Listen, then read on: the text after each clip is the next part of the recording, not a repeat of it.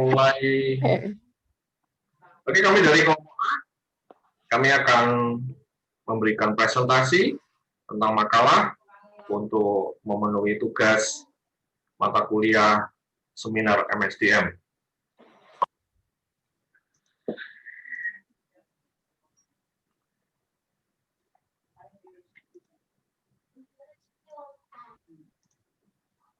Jadi kami bertiga, saya Eko Siswoyo, Nisa Olaviva, dan Lilis Tiani akan memberikan presentasi tentang manajemen sumber daya manusia dalam organisasi. Yang pertama, nanti akan disampaikan oleh Lilis Tiani.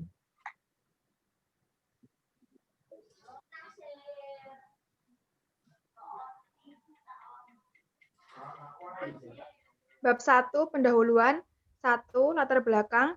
Manajemen sumber daya manusia adalah suatu proses menangani berbagai masalah pada ruang lingkup karyawan, pegawai, buruh, manajer, dan tenaga kerja lainnya untuk dapat menunjang aktivitas organisasi atau perusahaan demi mencapai tujuan yang telah ditentukan. 2. Tujuan penulisan. Penulisan bertujuan untuk mengetahui peran manajemen sumber daya manusia dalam organisasi. Yang ketiga, metode penulisan. Metode penulisan menggunakan metode tinjauan literatur. Bab 2, landasan teori dari MSDM. Pengertian MSDM adalah didefinisikan sebagai perencanaan, pengorganisasian, pergerakan, dan pengawasan atas pengadaan, pengembangan, kompensasi, integrasi, pemeliharaan, dan pemutusan hubungan kerja dengan maksud untuk mencapai tujuan organisasi perusahaan secara terpadu. Ruang lingkup MSDM secara umum menyangkut yang pertama rancangan organisasi, yang kedua staffing, yang ketiga sistem reward, yang keempat manajemen informasi, yang kelima pengembangan pekerja dan organisasi, dan yang terakhir adalah komunikasi dan hubungan masyarakat. Fungsi MSDM, fungsi-fungsi sumber daya manusia terdiri atas beberapa. Yang pertama adalah staffing. Ini adalah 3 aktivitas penting, yaitu perencanaan, penarikan, dan seleksi sumber daya manusia. Yang kedua adalah perform evaluation, merupakan tanggung jawab Departemen Sumber Daya Manusia dan para manajer. Yang ketiga adalah compassion, dibutuhkan suatu koordinasi yang baik antara Departemen Sumber Daya Manusia dengan para manajer. Yang keempat adalah training. Inilah Departemen Sumber Daya Manusia bertanggung jawab untuk membantu para manajer menjadi pelatih dan penasehat yang baik bagi bawahnya. Yang kelima adalah employee relation. Dalam perusahaan yang memiliki serikat pekerja, Departemen Sumber Daya Manusia berperan aktif dalam melakukan negosiasi dan mengurus masalah persetujuan dengan pihak serikat pekerja. Selanjutnya adalah safety and health. Perusahaan wajib untuk memiliki dan melaksanakan program keselamatan untuk mengurangi kejadian yang tidak diinginkan dan menciptakan kondisi yang sehat. Yang terakhir adalah personal research. Untuk meningkatkan efektivitas perusahaan, Departemen Sumber Daya Manusia melakukan analisis terhadap masalah individu dan perusahaan, serta membuat perubahan yang sesuai. Tujuan MSDM terdiri dari 4 tujuan, yaitu yang pertama adalah tujuan organisasional untuk mengenali keberadaan manajemen sumber daya manusia dalam memberikan kontribusi pada pencapaian aktivitas organisasi. Yang kedua adalah tujuan fungsional, ditujukan untuk mempertahankan kontribusi departemen pada tingkat yang sesuai dengan kebutuhan organisasi. Tujuan sosial ditujukan untuk secara etis dan sosial merespon terhadap kebutuhan-kebutuhan dan tantangan-tantangan masyarakat melalui tindakan meminimalisir dampak negatif terhadap organisasi. Selanjutnya yang terakhir adalah tujuan personal, ditujukan untuk membantu karyawan dalam pencapaian tujuannya, minimal tujuan-tujuan yang dapat mempertinggi kontribusi individual terhadap organisasi. Proses MSDM ada beberapa. Yang pertama adalah perencanaan sumber daya manusia, adalah perencanaan strategis untuk mendapatkan dan memelihara kualifikasi sumber daya manusia yang diperlukan. Yang kedua adalah penyediaan sumber daya manusia.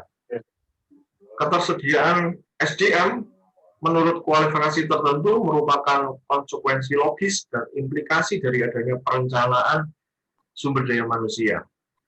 Maka langkah selanjutnya dalam pelaksanaan adalah penyediaan sumber daya manusia dengan proses rekrutmen, seleksi, dan penempatan tenaga kerja. Selanjutnya dalam pengembangan sumber daya manusia merupakan langkah kelanjutan dari proses penyediaan tenaga kerja yang pada dasarnya bertujuan untuk memastikan dan memelihara tenaga kerja yang tersedia untuk memenuhi kualifikasi yang dipersyaratkan. Selanjutnya pemeliharaan tenaga kerja. Tenaga kerja yang telah dipilih dari sumber yang baik kemudian diberikan program terbaik, maka perusahaan dapat berharap bahwa tenaga kerja yang telah dipilihnya akan memberikan kinerja terbaik bagi perusahaan. Yang terakhir, pemanfaatan sumber daya manusia adalah pemanfaatan tenaga kerja diantaranya program promosi, demosi, transfer, maupun separasi. Selanjutnya pembahasan akan disampaikan oleh Saul Afifah.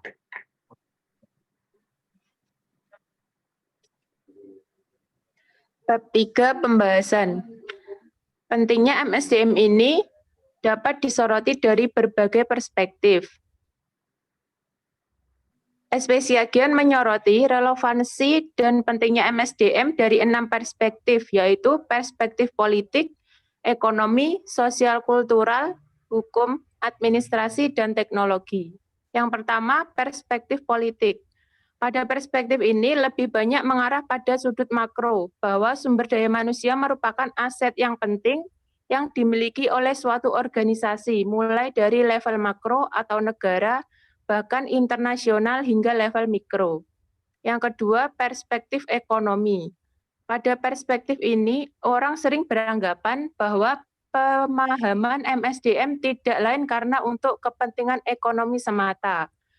Anggapan yang demikian dijustifikasikan oleh kenyataan bahwa manusia sering dipandang sebagai salah satu faktor produksi untuk menghasilkan barang dan jasa oleh satuan-satuan ekonomi. Yang ketiga, perspektif hukum. Dalam organisasi terdapat berbagai peraturan, ketentuan, atau perjanjian yang kesemuanya dasarnya mengatur tentang hak dan kewajiban secara timbal balik antar organisasi dengan anggotanya. Yang keempat, perspektif sosial kultural.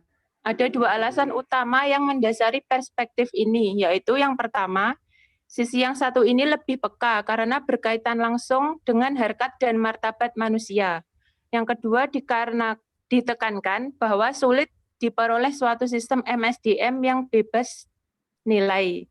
Yang kelima, perspektif administrasi. Perspektif ini menekankan bahwa peranan organisasi pada zaman modern ini menjadi semakin penting. Dan yang terakhir, perspektif teknologi.